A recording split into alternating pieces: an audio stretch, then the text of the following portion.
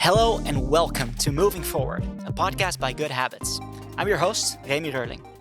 In this podcast, we will make sure that you get all the insights you need to build a high-performing learning culture to future-proof your organization.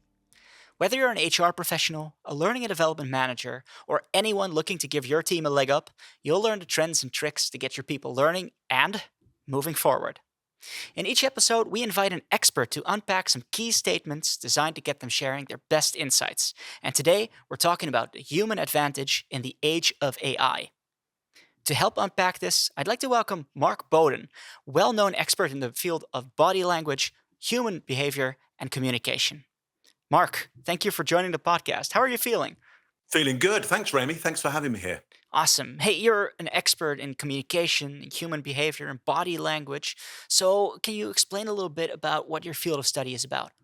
Yeah, so I help people all over the world to stand out, to win trust, to gain credibility every time they communicate, including some of the leaders of the G7. So, really, what it is that I'm about and I study, and most of all, I try and change the behaviors of people around is getting on better with each other, cooperating with more people faster, better. The industrialization, I would say, of cooperation. How about that?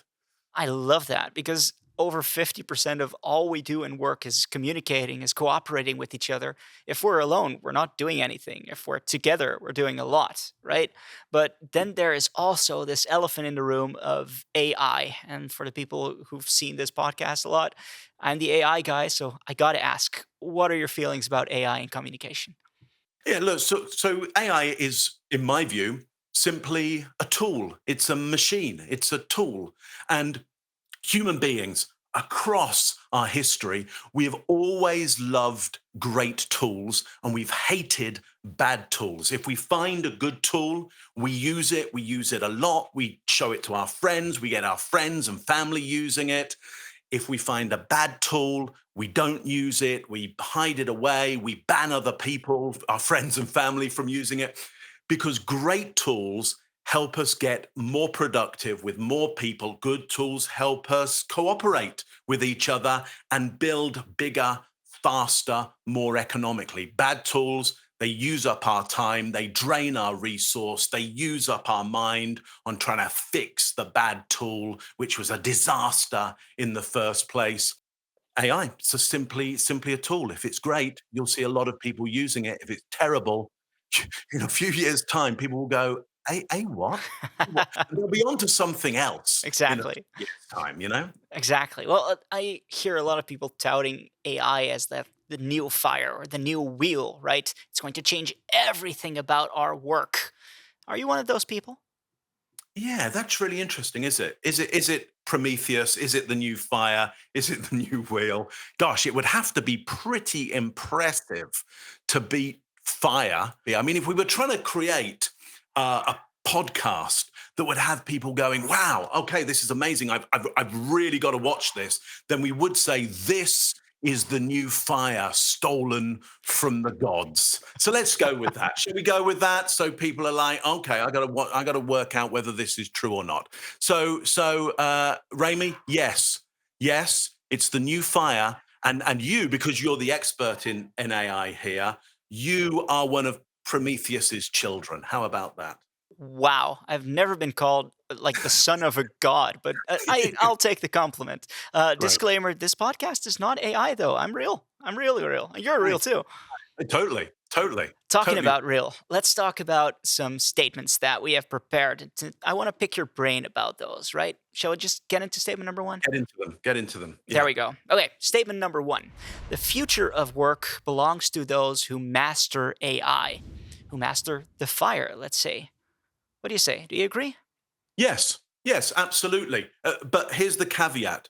So long as AI or the AI that you're talking about or they're using is a really good AI tool, then whoever masters that tool will be supreme. But why though? Why will they be better than people who don't really use AI? because anybody who masters a brilliant tool will will do things quicker, faster, more economically than anybody else, and with more people. Right. That's the nature of mastering a tool. Look, if you, I was working just the other week with some builders. They're pretty impressive builders. I mean, they build $500 million hospitals. Like Whoa. they build big stuff. And and one of the people in their presentation to me said, look, put your hard hat on, get out a piece of 2x4, lay along nails along it, get a hammer, okay, and start knocking in nails. There'll be one person who can do it quicker, faster than anybody else. They have mastered the tool. Right. Okay.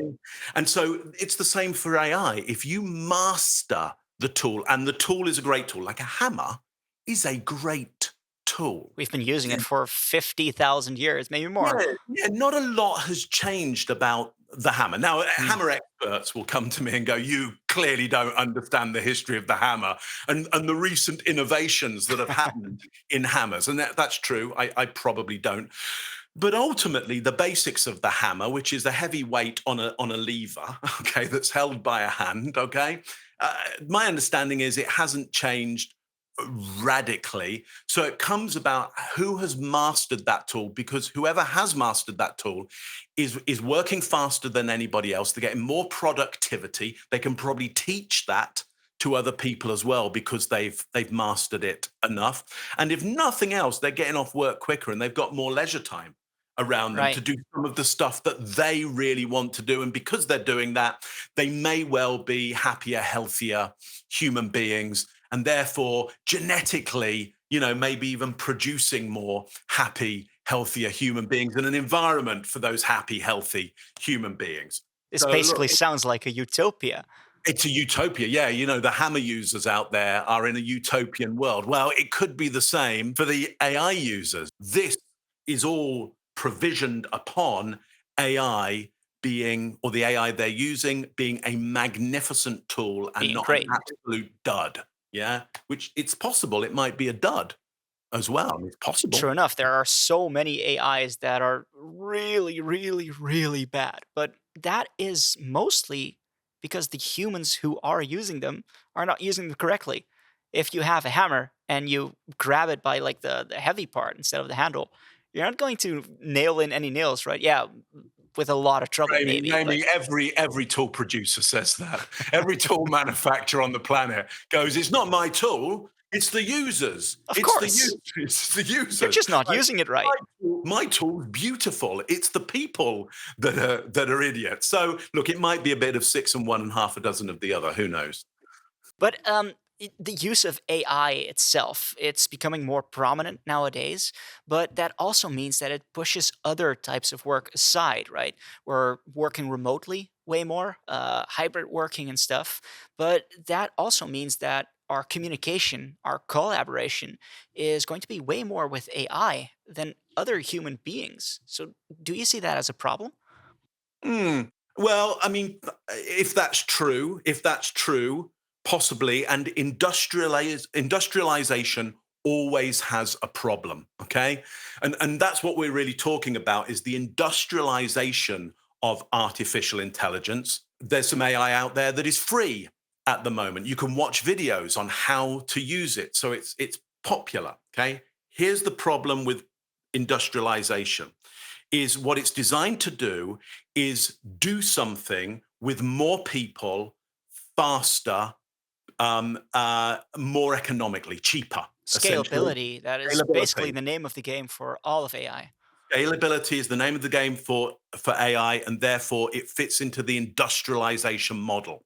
Great, love it. So any organization, any business out there is going, great, I got to use AI because if I don't use AI, I will be slower. I'll reach less people, and things will get more expensive. Okay, so there's a good argument for it in terms of an industrial tool. Downside to all industrial tools is what we call alienation, which means I don't feel so connected to other human beings anymore. And I get sad. Okay. When I don't feel connected to other human beings, the majority of us on the planet, when we don't feel connected to other human beings, we feel sad, we get depressed. That's just a fact, because what we need to feel is like we've got friends and family and cooperators who, by seeing that we have friends and family and cooperators and we're all doing something together as a group, we feel like we've got support, and therefore we feel like we're going to survive better. And this When means that we're basically circling back, right? Because collaboration, communication, we're all on a spectrum for this. There are a lot of people who don't really feel the energy communicating with other people. They might feel a For little bit sure, more with AI. for But sure. that whole sense of like human skills, about skills of using AI, what sort of skills do you think we need to effectively use this hammer, this tool? Um, Thinking of other people around us, right? Well, my understanding around AI at the moment is you have to be able to talk to it still. You have to be Yes, able to instruct it yes, still. You have to have a effectively even. yeah, it's learnt stuff. My understanding is it's learnt stuff from human beings. It's looked at human output and it's gone, hang on, let me just try and put this into ones and zeros and learn from this. And so it's still saying, can you talk to me a little bit like the input that I had, Yep, in order yep, for yep, me yep. to understand what you, a human being, want me to do. Can you talk to me like a human being? Because I learned human things from human input. Yeah, what people fail to understand usually is that ones and zeros thing, right? It's not even communicating. It's just putting ones and zeros together and that is being converted to like language. So it's not truly talking to an AI. It's just using it like a tool. And that brings me to like real communication, because this, of course, is your expertise, communication itself. Mm, And I have thoughts about this, which is also put in one of the statements. This would be statement number two: the need for deeper communication will be amplified by AI. And for me, uh, I'm squarely for this, right? We're hybrid working. We're working with AI. We're sort of having fake human connections with AI. I know of a lot of people that think of AI, what we were just talking about, that think of AI as something to talk to, something that understands me, something that really feels what I feel. That's mm. just not true, is it? Well, okay, let's work out whether that's true.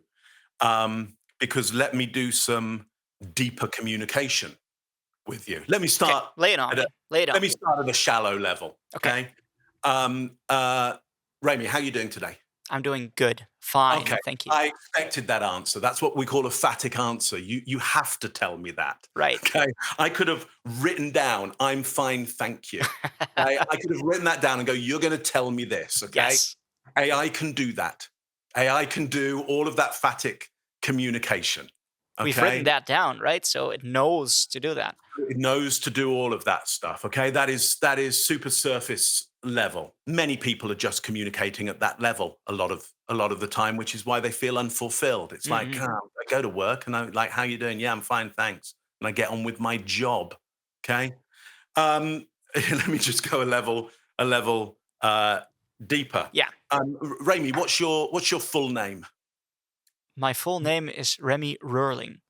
Right. And where do you live? You don't need to give me your exact address, but roughly where do you live? I live in the Netherlands. Okay. So this is just data. Yeah. This is just data. Okay, let's go a little bit deeper. Um, Remy, what's the best thing for you about having this kind of conversations? Because I get to pick the thoughts of subject matter experts, and I'm broadly interested in a lot of stuff. So I love just taking all it on me. Okay. Remy, how do you feel when you've learned something new and valuable? Oh, now we're getting into the emotions, right? Yeah. Yeah. I feel happy, Yeah. relieved, um, I'd love to know that I've actually learned something new. So yeah. Right. Okay. So you don't want to be in a world where you're just repeating experiences. You want to be in a world where which is there's truly stuff for you to explore. There's truly stuff you do not know. There's new stuff every day. Is that correct? Yes, but AI doesn't do that, right? Well, I'm worried. I'm worried that it might, because how would you feel? What would it? I mean, what does it say about you that you want to live in a world where there's new stuff for you every day? What does it say about you? It makes me human. Well, here's what happened there. Okay, when I that's the deepest level, which is self-reflection. Mhm. You looked up, your mood changed, and you went, ah, it makes me human. You answered that in a very different tonality than you answered anything else. So a lot of people are starting to work on AI or with AI. They're basically spending more of their time just using that thing instead of talking with other people, communicating, collaborating. But I feel like we need to highlight that sense of our human being, right? We need to highlight the collaboration, the communication, instead of just only talking with AI. So, how can those two things reinforce each other, do you think? Yeah, so really simple. If you're using the tool, you should be more productive. And therefore, if it's a good tool, if it's a rubbish tool, you'll be less productive. Okay. True But if enough. it's a good tool, okay, you'll be more productive, which should mean you're getting the same amount of work done faster, which means you've got more time. Now, if you're using that more time to be even more productive and do even more work, then you're not going to talk to anybody else other than the AI, because all you do is work with tools and not with people. Can't do anything for you. It's like, if that's what you want to do, hopefully they're getting more of the resource that they do want out of that. If they're But not, that is the don't. thing, resources, because a lot of our listeners are people in the HR sphere, right? The L&D Mm. sphere. So they are the ones usually giving those resources or trying to put those resources in the right spots. So how can those people, how can HR people, how can L&D people help all the employees that are using AI to communicate more effectively, to become better collaborators? Well, so first of all, they need to see putting people together with each other as a resource. Right. Okay. Because if they're just going, hey, we need to give people AI so they can be more productive, but we won't give them anything to do with all the time that they save that we also want, which is we'll go, okay, let's just suggest that AI is going to halve your productivity time. Okay. So now we've got to go, here's what we want you to do with that extra hour that Right. you have. We want you to go and have real meetings Mm. with real people. We are going to mandate that for you. Just like we're going to mandate you use AI, we are going to mandate you use conversation with other people. And here's what we're going to do as well. We're going to score you on it. Just like, and we're going to give you the resource that you really want based on that. Just like we're going to pay you more if you use AI really effectively. We're going to pay you more if you have really effective conversations with people. But So that also entails training those people to have effective yeah, communication. Because if yeah, you're giving them rewards to do so, then you also need to train them how to do so. absolutely, absolutely. So first of all, you've got to set up the environment, Mhm. okay, and then you've got to give them the tools for that environment, and then you've got to train them in how to use the tools for that environment. We are trained as communicators by default by usually the place that we grew up, the primary resource holders we were around. We looked at how they communicated. We went, wow, they seem to own all the resource. Let's perform like them, because then we're most likely to perform all the resource. So we tend to perform as communicators like those that we grew up with, who had ownership of stuff that we thought was important. And so sometimes, we communicate like, our parents, our leaders, are the best and worst bosses that we've ever had. They You all, basically emulate the people in power. yeah, whether they were good communicators or not, we emulate them Right. because they held the resource. Mm. Some of them never held the resource because they were great communicators. Sometimes it like fell in their lap. It's like, wow, I own everything. Brilliant.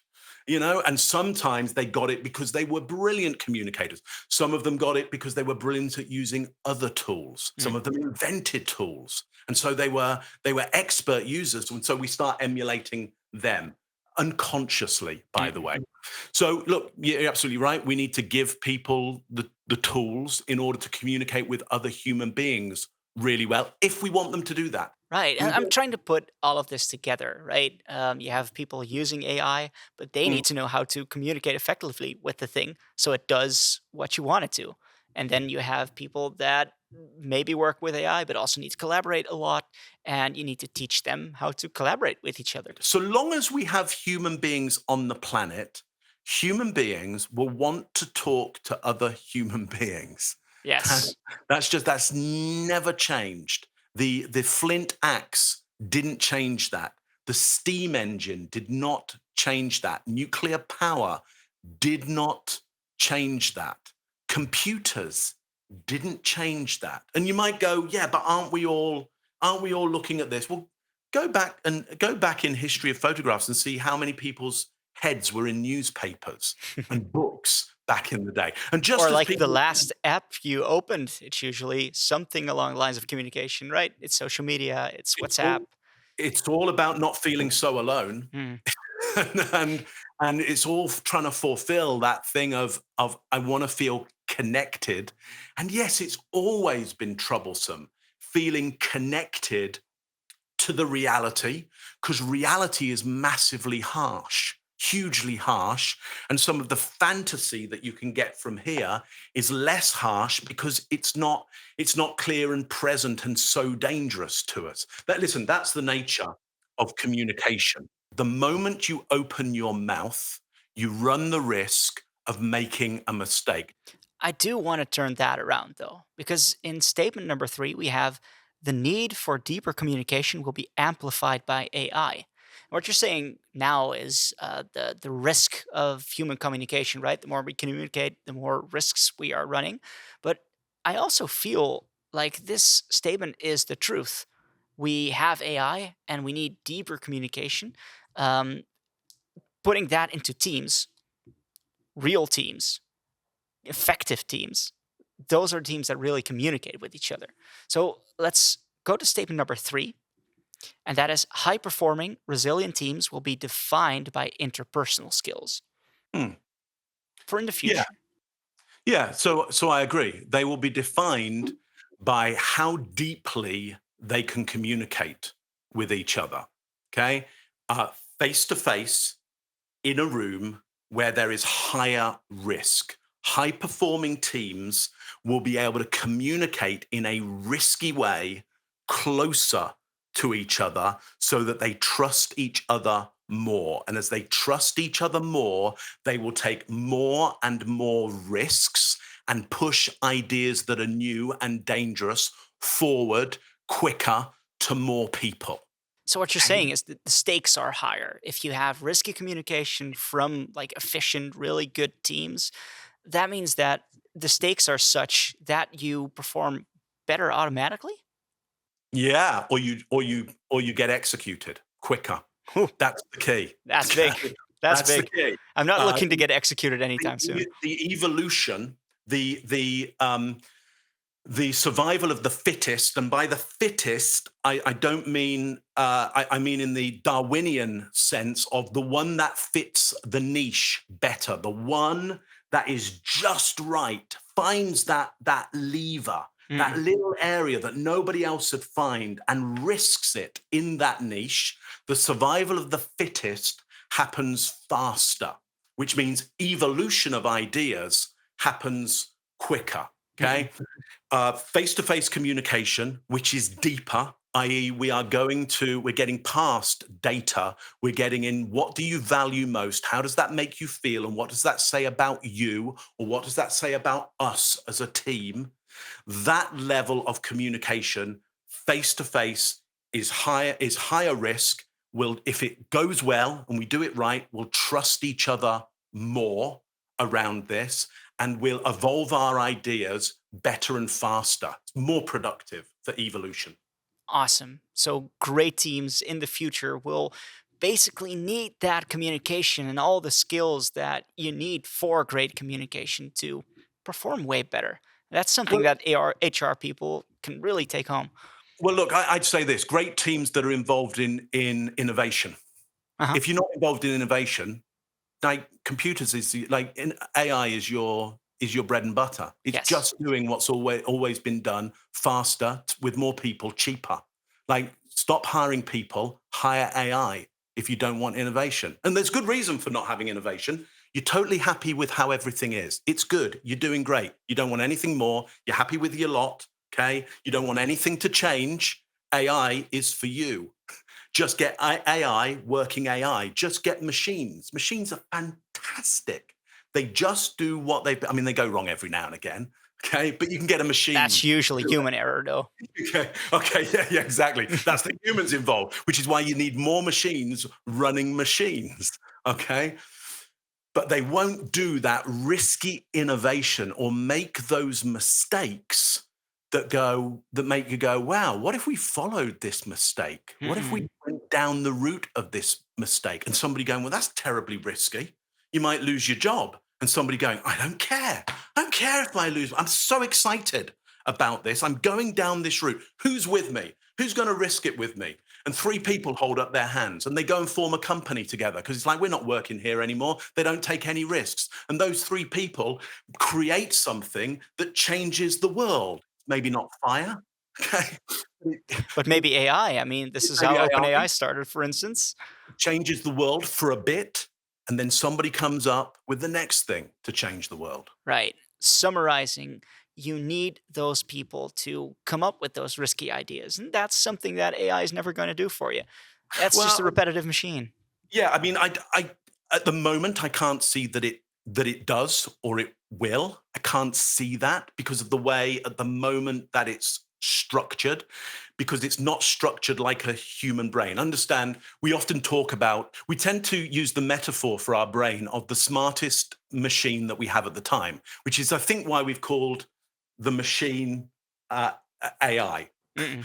Okay, because Intelligence. intelligence, but it's not using intelligence like a human brain uses intelligence. Like, it's not a computer. This is not a computer. It doesn't work anything like a computer works. It's not built like a computer. We just call computers brains and intelligent because it's the smartest machine we have right now, which means at the moment AI cannot do anything like what the human brain does, anything like it, which is the wonderful thing about human beings communicating with human beings. It's different every time. Like, you didn't know this was going to happen. You Not had at no all. Yeah. idea. AI, had you ask an AI, you go, what's going to happen in the conversation with Mark? Yeah. And it's just going to list off all your accomplishments and your expertise and that sort of stuff. Absolutely. So we Absolutely. need this human connection. We need this talk to come up with new stuff, new ideas, new risks, basically. Yeah, I mean, look. Here's what I'd love you to do is go and get AI to tell you before you publicize this talk here. Mhm. Go and get AI to tell you how I'm going to perform, what I'm going to talk about. Okay, what risks I'm going to take, who I'm going to take those risks with, and see whether it can come up with my performance in this podcast today. See how well it does. I can prompt an AI to really do that. I just have time for one more question and then we really need to close off. But Yeah. we've been talking about high performing teams and efficient teams, and interpersonal skills being a really big part of that. You've worked with leaders that are in the G7, like these really, really high performing individuals. What's the difference between them and your regular Joe just working with AI from the office? Yeah, really Just interesting. in one word, what's the difference? Gosh, in one word, learning. That's it. Do you want to know who learns more than who's a better learner? Right. So people that do have these high performing functions, they just learn a lot more. They just Oh do yeah. more of that. Like you wouldn't believe, like you would not believe that the high functioners, how they go the moment they see something work, in my experience, whether it's somebody, and I've worked with people who are leading the biggest companies in the world and the biggest countries in the world. The moment they see something that works, they narrow down. They go, hang on, tell me, okay, what do I do? What do I do?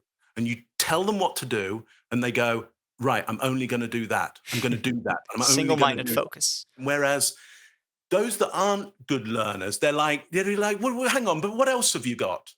It's like, no, only that. Mm-mm. Like, that's it. You just do that 24/7. Do that. Yeah, okay, but there's something else. There's something else. No, there isn't. It's you do that. Yeah. They like great learners in my high functioning learners have this are able to adopt for a significant amount of time a massive narrow-mindedness to something so that they soak it all up, yeah, and they don't second guess themselves around it. They have a massive confidence in you, the technology, in the idea. They have a massive confidence And they just in it. go for it all the They time. just go for it, and they don't come back and go, um, and you know what? And they realize when it's not working, and they realize it's because they're not doing it. They're like, okay, it didn't work because I wasn't doing it. I let it slide. I did not use the technique. I went back on my instinct. I should have used technique. I should have used technique. Right. Yeah. Whereas the not so good learners are like, well, there must be better techniques out somewhere. That's for me the difference. And Awesome. that's not everybody's mindset. Just isn't everybody's mindset. So I'm just trying to summarize all of this, right? Everything we've talked about. We've talked about AI. We've talked about human skills and how they really fit into each other, and how you can make that human skill really shine in the age of AI.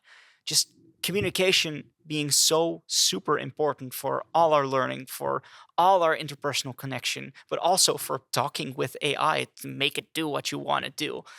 Do you have any closing thoughts, Mark, about what we've discussed today? And what is the one thing that you want people to take away from this? Look, nothing. Everything changes and everything stays the same. Okay, that's the nature of it. Here's what you need to know: this human body that you see in front of you now, how it's structured, which is going to be, there's so much similar about how your body and mind is structured as to how my body and mind is structured, and pretty much every and any human being out there, we're pretty much structured the same, and we've had this structure. Okay, this structure for the last 200,000 years. And the last thing to change was part of our brain, the neocortex, getting bigger, and the development of language, first pictorially, and then what I'm doing right now, Mm. using sonic language as well. It's about 200,000 years old. That was pretty much the last change, which means we've been through two ice ages with zero change. Okay. So if you think AI is going to change anything, like you don't understand human beings at all. At all. An ice age hasn't changed us. Do you know how harsh an ice age is? We went through two ice ages and just went, well, we'll sit it out. We'll just keep on going as we've been going. Yeah. No massive tool development, even through those ice ages. No tool development through this. Like, keep the tools we have. It's all got hellishly colder. Okay. But we're keeping going like this. Like, we are resilient, Right. massively resilient. We do invent incredible tools and techniques to change the environment around us. But when the environment changes, including technologies that come to us, it does not change our behavior in any way. Human connection, we still have it. Like, our social mammalian brain, it's 5 million years old. And that's minimizing it at 5 million years old. I'm just going minimal Right. on. kind of upright, So hominids. what you're saying is basically don't change for AI. Let AI change for you. That might be Well, you won't change for AI. Nothing's going to change. Like, you won't change. Nothing's going to happen. Okay. You will either use a great tool or you won't use a great tool. You're either a great tool user or you're not a great tool user. Okay. And that's about you. You got to look at your own personality and you've got to look at your own learning ability, because we are learners and we are tool users. Hmm, And you've got to go, do I want during this tool, do I want to become one of the master tool users, or am I okay? that's what we're creating. Well, that's all we have time for. So thank you so much for joining us in this episode of Moving Forward. And if you've learned anything new today, please share this episode with a colleague or a friend. And while you're at it, give us a review. This helps others to find our podcast, and it might help them move their people forward too. Thanks for joining, and until next time. Thank you, Mark. Thank you.